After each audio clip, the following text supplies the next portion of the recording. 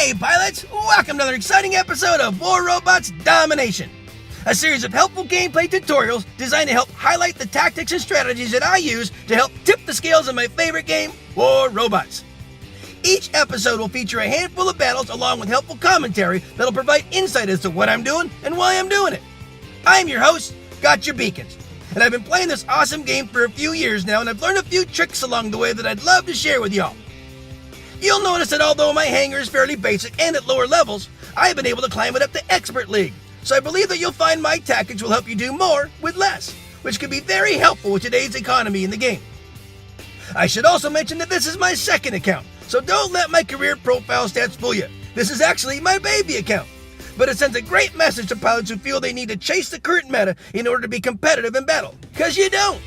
Wise gameplay can usually overcome any fancy gimmick. A death button is a great example. It can still melt just about any build, and its heritage stems all the way back to nearly the beginning of the game. It's all about knowing when to use it and how to use it. So, without further ado, I invite you to sit back, relax, and enjoy today's episodes while I walk you through my gameplay tactics and share with you my mindset in battle. I hope you find it entertaining, helpful, and fun to watch. I think you will.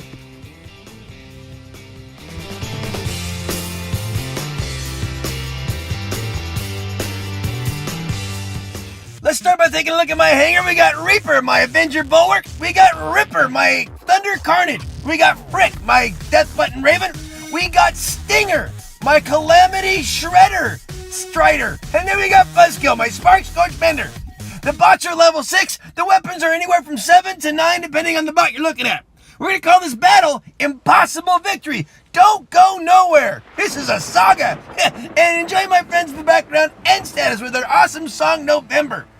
Yeah, we've got a little bit of different look in my hangar. I'm trying things different here. I split up into a dual deck a type of situation for long maps and short maps. I'm still playing around with the lineups here because if you have nothing but long range in one hangar, even though if you go in a long range map, you think that would make more sense, but it doesn't really give you the balance that you need. So I'm still playing around with the two hangars, and I went ahead and tried with, this is kind of a short range hangar here, but this is Frick. He's my Death Button Raven. I got a beacon with him, and then I kind of got it over my head with no help. So this is Stinger. Stinger is a Strider. And I got a Calamity on that Lotto thing. So it's a Calamity, which is like a heavy Scourge. And then I've got Shredders on him. And Shredders are kind of a lockdown weapon. They're a kinetic weapon, but so they won't get past an Ansel shield. Strider is still at level 6 like the rest of my bots. And his weaponry really isn't all that powerful either. So he is not a brawler. He cannot carry himself in a fight at all. He can certainly help cap a beacon, and he can help support.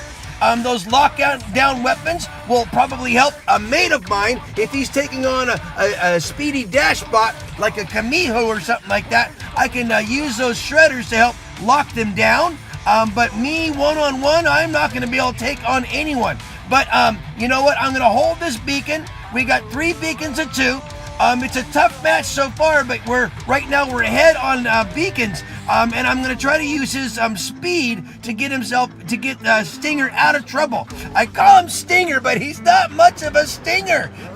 He can kind of sting a little bit, but man, with my weaponry on him, he's only a level 7, I think, on most of those weapons. They're not even at level 9 like the rest of my bots. So it's going to be a while before this guy can really hold his own, and his only strength with his speed is getting out of the way, going to grab a beacon, and then getting back into battle. But really, he's going to be more, from a damage standpoint, he's going to be more of a support guy and not a formidable battle guy like his other smaller partner, Buzzkill. And you'll see him in this battle here a little bit later. He's going to be showcasing his ferociousness. Boy, and I'm looking forward to having you watch this guy. But right now, Stinger is doing his best. Now it looks like he's going to be He's going to be taken over by a couple of Reds that are coming on down here, and he's not going to be able to really hold his own very well. He's going to do his best. Me and this guy are, sorry, I did my best, but that's as far as... This next performance definitely deserves an introduction. His team thinks he's friendly. He looks very nice. The Reds think he's feeble. The Reds should think twice. He doesn't look tough, but don't let his size fool you. Dismiss this guy's threat, and he's gonna school you. To see this one fight will give you a chill. It's easy to see why they call him Buzzkill. One of the most underrated builds in my hangar, Buzzkill, my Spark Scourge Mender, quickly proves his value within moments of entering any battle. The long-range top-mounted weapons allow him to shoot over the top of lower structures much like the General, without risk of return fire. But it gets better. His ability to mend others around him as well as himself unlimited amounts of times in battle make him invaluable in closely matched battles where longevity is the key to victory. But it still gets even better. When activated, his mending ability allows him to weather nearly any firefight while dishing back amazing amounts of damage in close-range fights with his high-output energy weaponry. With his added health module update, Buzzkill seems almost unkillable, even to the most formidable foes. So, take your best shot and bring all your skill. Just be ready to die when you face Buzzkill. All right, so here is Buzzkill. Buzzkill, he buzzes, then he kills you. Spark Scourges on the Mender. His mending ability allows him to weather any storm, and he's going to show you just why I call him Buzzkill. Because this guy, he has no fear. I'm not sure if you ever seen the movie Goodfellas, but this guy's like Joe Pesci with a ballpoint pen. He says, yeah, I don't care what you are or what you got. I'm going to face you. I'm going to walk right into your shots, and I don't care. Who's got some more? I got it coming. So Buzzkill, he is one tough little son of a gun. You know, the Spark Scourges are a good little battle, powerful when they get up close. And when I've got my mending ability engaged and I'm approaching an assailant like this, really, there's nothing that can touch this guy. Watch him. Hey, what you got? I got it. Hey, whatever. Is that all you got? Hey, I can take more of this where that came from. Bring it on.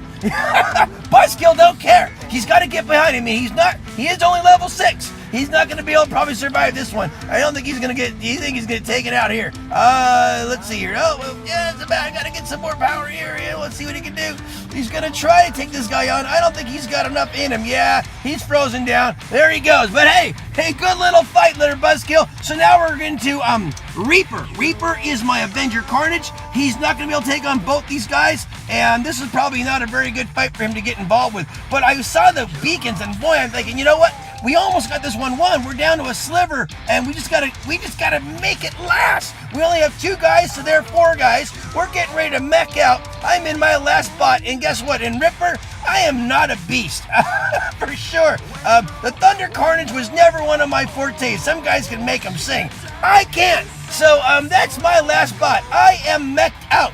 We are just about meched out. There's 15 seconds left. We just about have this one, and my last guy got taken out. 5, 4, 3, and I slowed it down. Man, that was about as close as I ever want to see him, guys.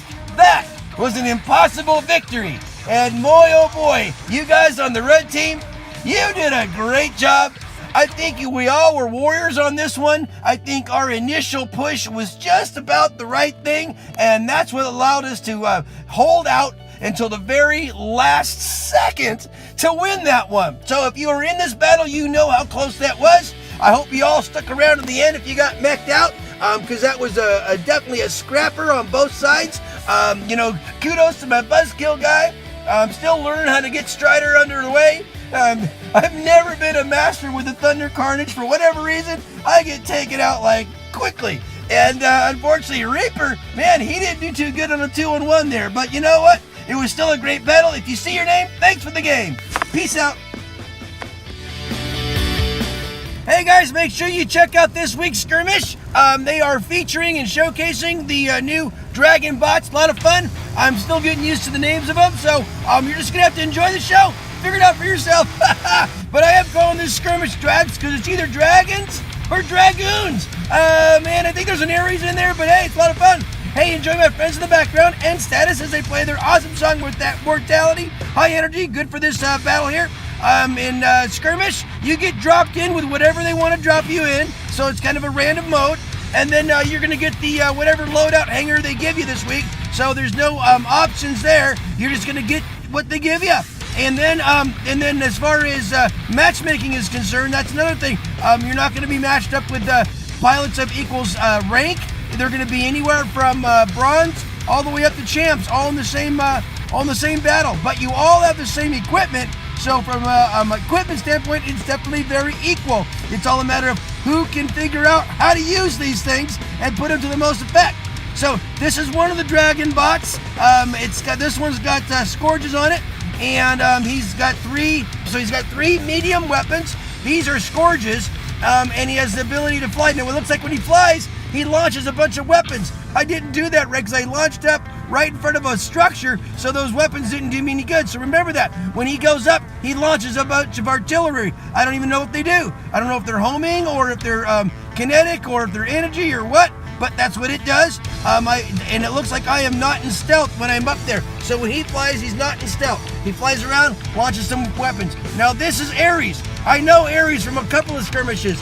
So this was loaded with gusts, and oh, there you go. That's his ability. When you start seeing a bunch of people firing at you, then push the ability button. He's going to absorb any shot he takes, and it won't hurt him. In fact, he's absorbing their energy, and then he'll fire it back at him. So if I did it right, I can get this guy and absorb his fire, and then fire right on back.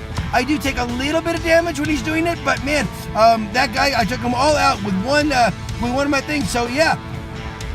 Now this is the one that flies around, and he's got some kind of I don't know how he does it. Obviously he wasn't in stealth when he flies. He has 4 medium slots, it looks like. These are all the freezing kind. Now I'm gonna hop in the next guy. Now this guy I think is the best one. When he flies around, he's in stealth.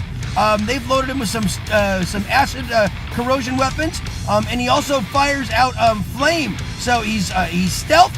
He's throwing out flamethrowers, and he flies around. So I mean that's pretty lethal, and he's right over their head. So I mean it's hard for them to even face you and get you. So it's a very tough bot. I think of all the 3 dragon bots, I like this one the most. But at the same time, you know, I don't think I'll ever get one of these things. They're going to be expensive. It's going to be a long time before they're kind of affordable. But that one is certainly, look at that. He jumps up, and not only he's firing like 2 large weapons, and if you got good ones like those, that's great. So there you go, guys. That was this week's skirmish. You didn't see the Bulwark Dragoon, but I think you know what that one does. And let's look at the players on both sides. So yeah, you're gonna have diamonds, you're gonna have privates, or not privates, but bronzes, all the way up to champs. You're gonna have guys that are still leveling up, not even to 30 yet. So, and there's a master on that side. So, you know, as far as the pilot levels, it's going to be even. As far as their abilities, it's going to be usually whatever you get. But there you go. That was this week's skirmish. If you see your name, thanks for the game. It was a lot of fun. And I hope you guys have fun with skirmish out there, guys. Peace out.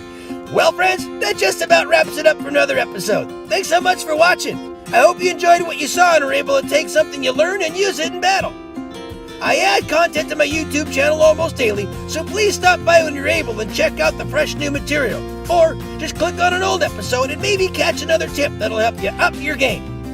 If you like what you see, please tap on the red subscription button and then tap the bell to be notified when new episodes are released.